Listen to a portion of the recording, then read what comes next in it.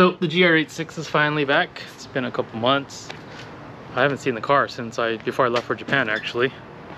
It's been away for a few months now, getting some stuff R&D'd, and now I can show you guys.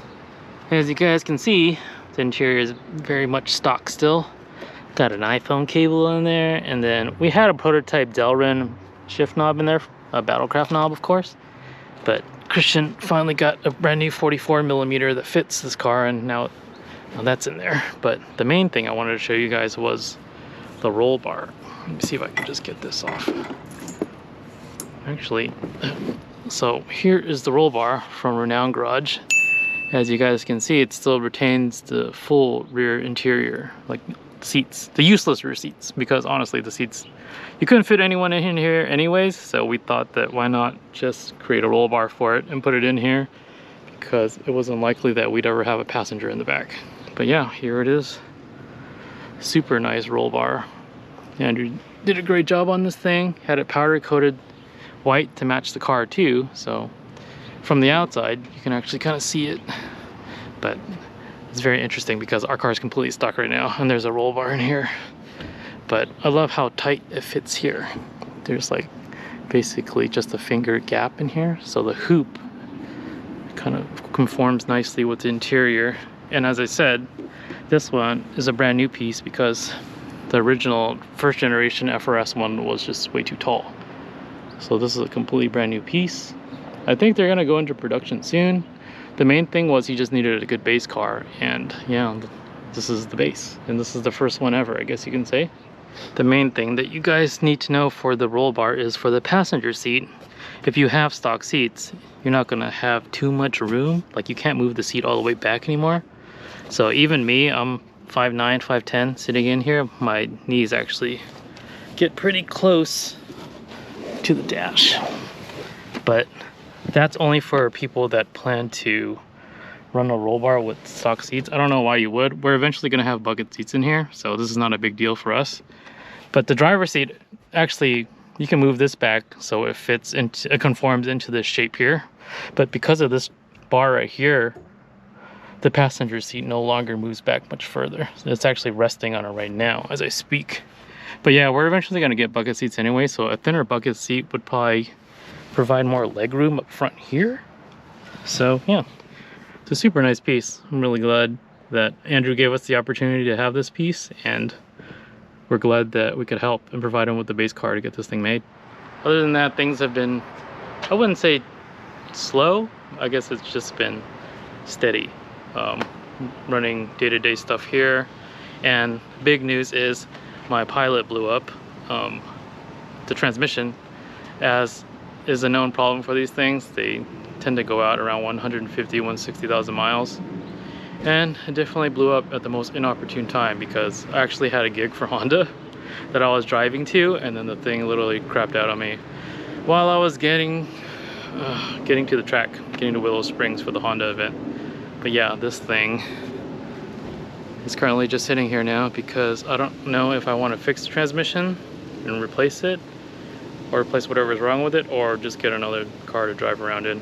I've been thinking about getting another car anyways, just because I love this thing, but the gas mileage is not the greatest. So I've been kind of in the market for another car, but maybe somehow the Pilot knew and decided to blow up on me.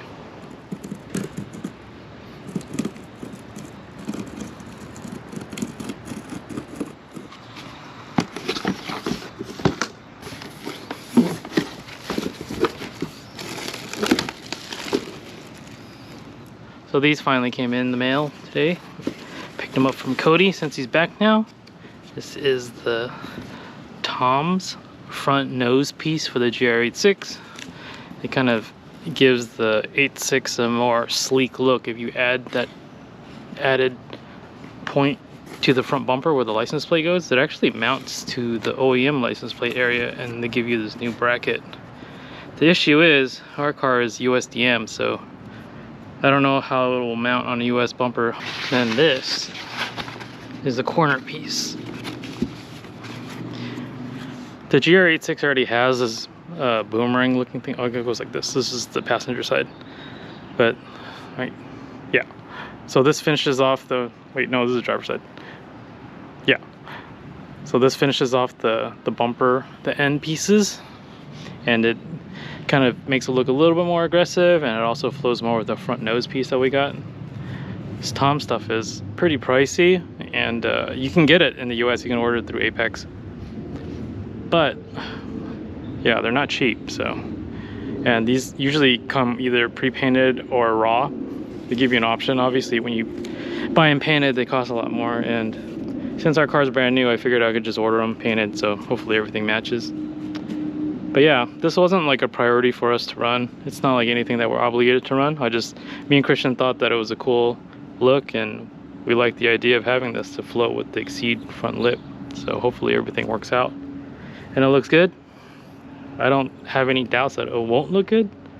And I also think that a lot of people, like casual car enthusiasts, won't notice these even on the bumper. They'll just notice that the front end looks a little different. So it's like the nice little detail touches that I like. And I think me and Kristian appreciate the type of subtlety and stuff, you know, that comes with quirky Japanese parts. So yeah, I hope it looks good. Well, here's the new daily. My 07 Acura TL Type S. It's a car that I've probably spent the last week or so looking for. I actually found another one local that had only 85,000 miles on it, but the exterior wasn't in great condition, and the guy kind of sold it right away. So I was kind of bummed about it, and then this white one popped up also, and I kind of immediately jumped on this one since the exterior is in such good shape, and the owner was a super nice guy. Carefully took care of the car over the years. The original owner was the old Japanese guy, and I know it's kind of hard to see normally in video and stuff like that to see the true condition of it, but the car is really mint. You can tell even by like the trim and stuff, it's like everything's been meticulously taken care of. And the Type S's have slight differences between the stock TLs, but the main thing is the engine. Unlike most TLs, this one, the Type S, has the 3.5 liter from the Acura RL.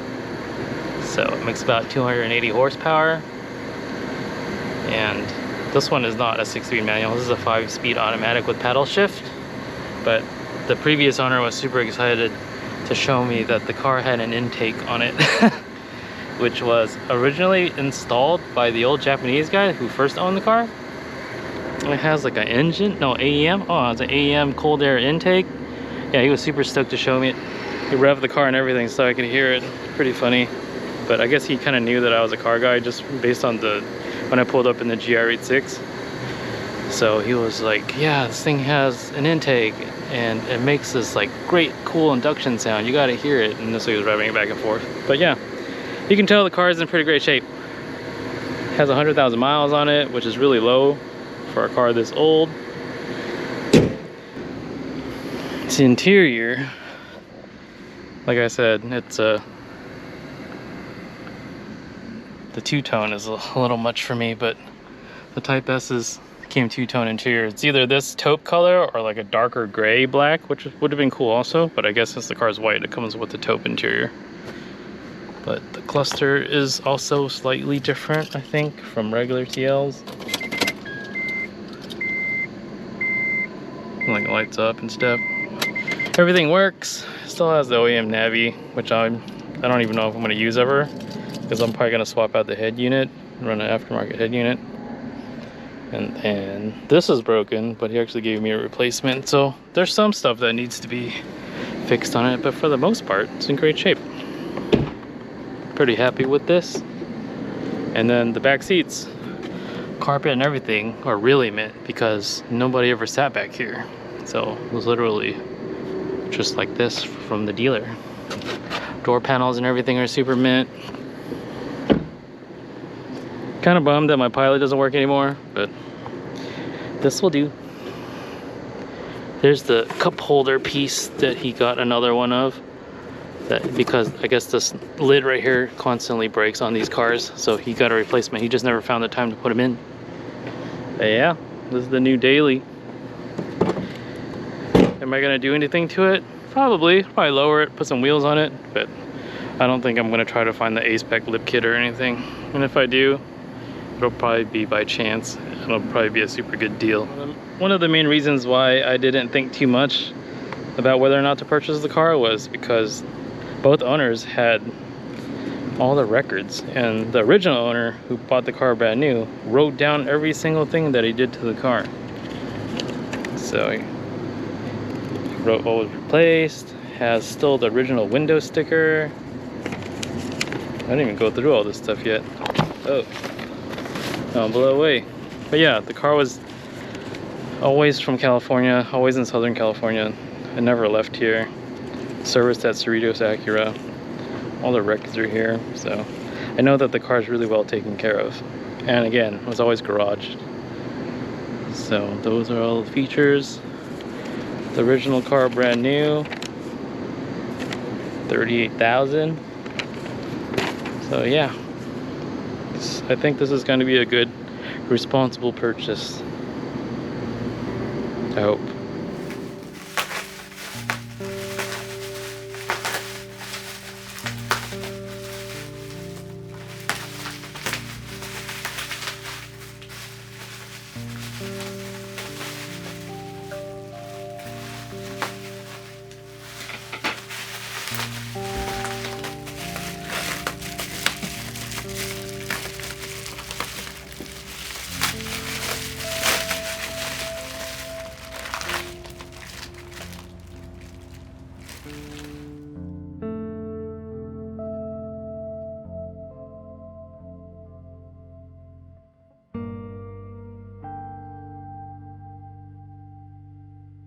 So you take the spring out of the shock. Yeah, so whenever I set up a new damper, I like to take the spring out of the shock because most companies don't have it preset. I mean, some people say that the coilover is already set to the car or whatever. Like it's preloaded or whatever? Yeah, whatever. So they say don't touch like certain things or whatever.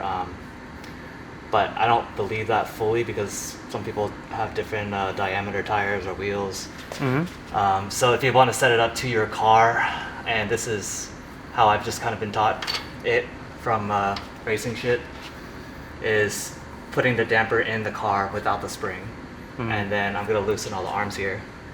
And with the ideally you have the wheel and tire that you're already going to run, and you bolt it on there. This is what I did with the EK too, and I think I showed it on Instagram a while back, and I think a lot of people were confused. They thought I was actually going to run that car that low, and it was tucking like 3 fingers of rim. But that was just setting my travel. And so when you compress it all the way without the spring, you wait till this bottoms out. And if your wheel and tire's on there and it's not touching this, then you're good. If it is touching this, you want to adjust the lower perch to extend that length. So when you do max out, there's way less chance of that wheel and tire hitting your wheel wells or anything else around there. And sometimes when you do this on certain kind of things or whatever, depending on what size tire you're running or how low you're running, a lot of times your travel becomes pretty short. And I know a lot of people like stress a lot about travel, and that's why people run their car so high. But if you look at like race cars, like they have like an inch of travel, and it's totally fine. But I think most people maybe come for the street or something, or this is how I've been doing it for like 20 years, so I don't know if it's right or not. But I always feel like the car drives great. But always just make sure all your control arms and everything are loose, or just like make sure, like the nuts and bolts are loose, so everything kind of moves freely. And then most people should know that when you install a coilover, everything should be loose anyways. Set the car down on like wood or whatever and try to reach under there and tighten it like that, or else you're gonna get a bunch of bushing bind. And a lot of people complain about poor damper performance when it's actually like binding bushings. Something like that. Since our wheels won't be here in time, they don't arrive till about next month, we got these temporary loaner TEs from our friend J.Cray. He doesn't mind us rocking these wheels since he doesn't use them anyways, so If anyone's interested, they're for sale, I guess. I feel like everything's always for sale with him. But this tire is technically going to be a little bit taller than what we're trying to run, right? So. Yeah, so this one's a 245/40. Yeah. So it's fairly tall. We're doing it 255/35. Yeah. So it should be like maybe about there. Mm-hmm. Shorter but wider. Yeah, wider. Well, wider, but which tire are we getting? Oh, I don't know yet. Robert didn't say.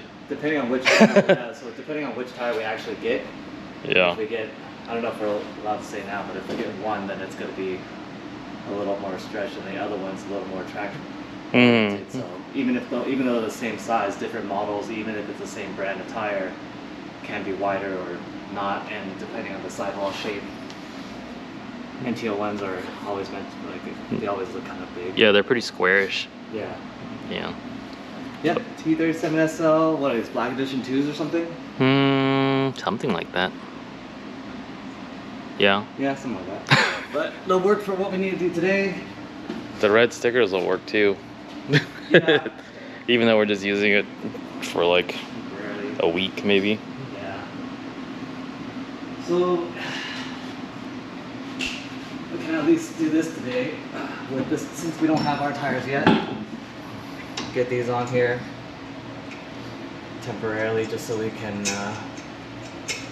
set the damper length. Yeah. Oh, look at that. Sick ass. Stock lug nuts. Oh yeah, we need lug nuts too. Yeah. Freaking. We don't have any. No Battlecraft things. Yeah, we don't have the hyper race nuts in 12125. We can't even run our own stuff because we don't have it in stock.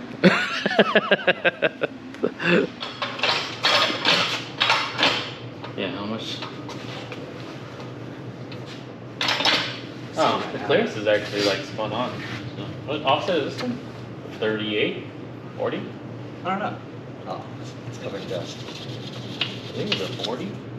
No. 43. 43? Yeah. Okay. So ours is 38. So we got like 5mm more. Yeah. We can camber in a little bit But more. we know everyone so far is saying that the front has more clearance than the rear. So I'm not worried about the front. It's the rear that's gonna fuck up the rear. Fits pretty well I though. didn't even do anything with the tabs or anything here, right? I'll probably bend them in just because. Yeah. Because Yasu's like rolled flat. Never checked honestly, but probably. Probably, right? Yeah.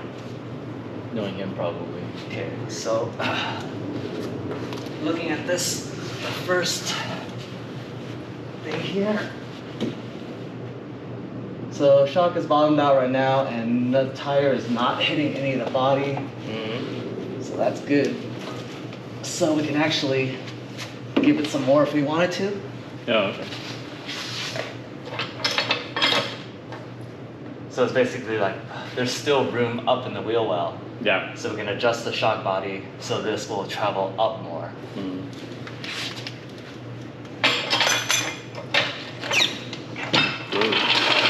Look at all that droop.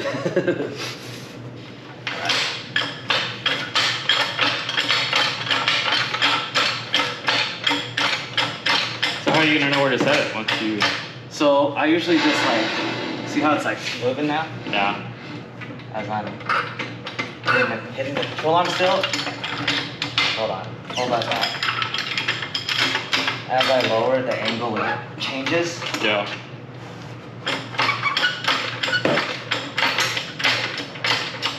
There we go. Okay, so now the shock's bottomed out. Mm-hmm. Still rolling. Okay.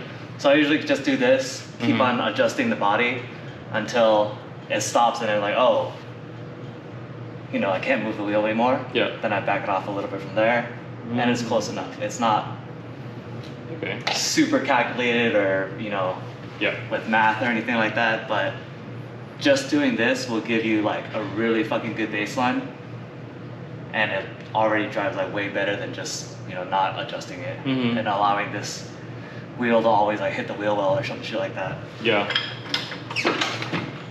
Nice.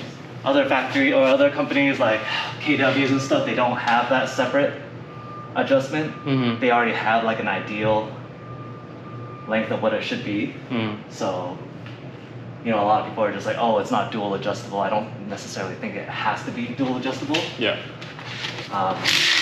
If the company does their research on what the ideal length is, but it's always different for everybody's setup because not everyone runs the exact same wheels or tires. Yeah. Next up, we have these Cusco rear upper control arms that are replacing these hefty, beefy stock ones. And that looks good though. I know. Compared. The casting's really nice. Yeah. But the main reason why we're switching them out is because we need the added adjustment. Yeah, added on the camber. So we can fit aggressive wheels in the back. Yeah. So the sacrifice is, that's definitely something we should hold on to forever. Just this beefy arm just out. Yeah, dude. Yeah, you never know when we're gonna need it again, but this is important. I mean, it's nice because it's blue. Yeah. But it's important. And we chose to go with the upper instead of the lower. I've still seen some people get the lower. I mean, eventually get the lower anyways, but I always, on this car, I would suggest doing the upper first if you're gonna do any type of camber adjustment. For us, it's because we just want more clearance so we can fit more wheel, because this doesn't fit as much as a FT86 FRS. So we want to get more camber in, just so we don't have to like cut so much here. But it also minimizes the amount of like drive axle, deflection. So you know we want to minimize the risk of the axle popping out or some shit like that. Yeah. It looks cool. Yeah, even though we're never gonna see it once it's on the car.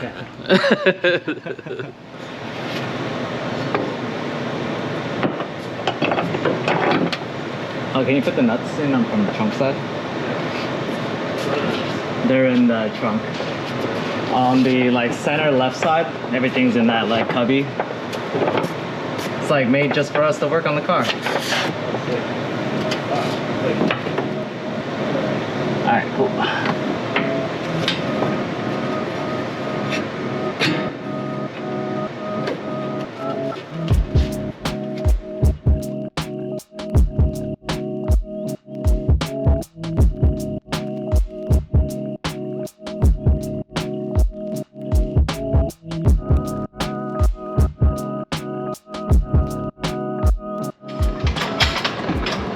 Yeah. We wanted Stance Works and you gave us Stance Nation. Oh shit. Whoops. Well, you could definitely fit another crazier wheel in there, I guess. Yeah, right? This is a 9.5, so you could do like a fucking 11. 11 if you wanted to. Stock fender is 11. No wonder they were saying the 1810-44 would fit just fine. Right? Yeah. It's all about the camber. Yeah. Ain't no thing. Yeah. Look around on the inside here. So we didn't script this at all, but the Arrows stuff just showed up literally today. Came a day early, which is very surprising. Oh yeah.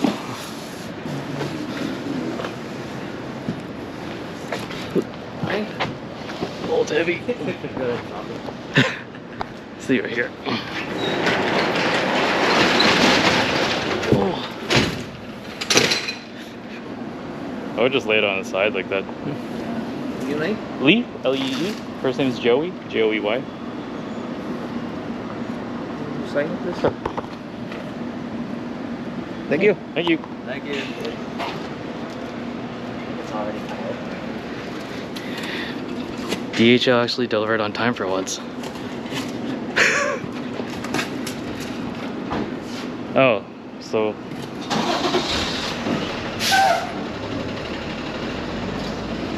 Oh yeah. Can I pick it up? Looks like the staples came apart, so they repacked them in the DHL tape. Yeah, no, even when you take this stuff to DHL, they open it. Oh, like that way they do customs inspection so that they don't have to anywhere else. Yeah. Saves them time? Yeah. Oh yeah, look at that. Oh shit, look at this fucking triangle packing cube. Yeah, you could have used that as the jack thing. Oh, this is ours right here. Mm-hmm. 4-day parts from Japan. 4-day parts from Japan, fucking, what was it, $2,000? Yeah, it's $2,000 in shipping. Fuck. But it's here. Yeah, it's ready to go. If you want to.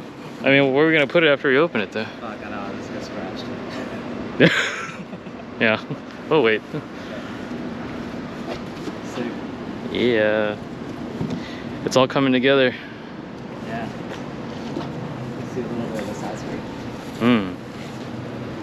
I mean, you can see why the shipping is so expensive. It's a pretty big ass box. Yeah. Real nice. Mm-hmm. I can feel how nice it is. First one in the US. I can sense it. I mean, because we're the distributors, so it's not really a flex that we have the first one. Yeah, there's a wing for Orion in there too, and some OEM stuff for Cody. And then apparently they're headlights, I guess. That's a box of headlights. Oh no, it's just stuff to space. Oh. But yeah, we have 2 other kits in there, so yeah, looks complete. Hell yeah. Yeah, look at that. Yeah, I don't know why they like the orange one so much, but it's like one of those grass is greener on the other side type things. Yeah. So we got these JDM side markers, I guess you can call them. Yeah. Normally the orange ones, but we have a program set up where if you want the clear ones, then we need your orange ones. So Yasu wants all the orange ones. So yeah. He's like Thanos, but he's collecting all the orange side markers.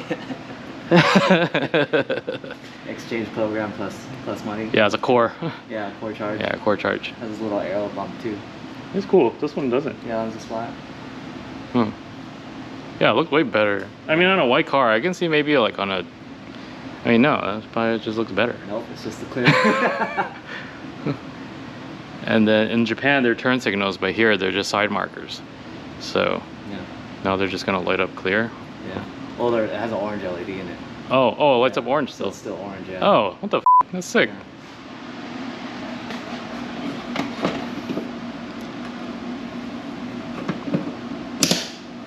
It just clips on, huh? Yeah. Oh, the one bolt. Yeah, one nut on the back. Yeah, way better, dude.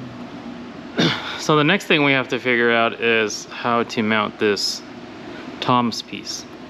I'm hoping that behind this there are provisions for a Japanese plate so that we can actually just easily mount that thing on there. Oh, there isn't.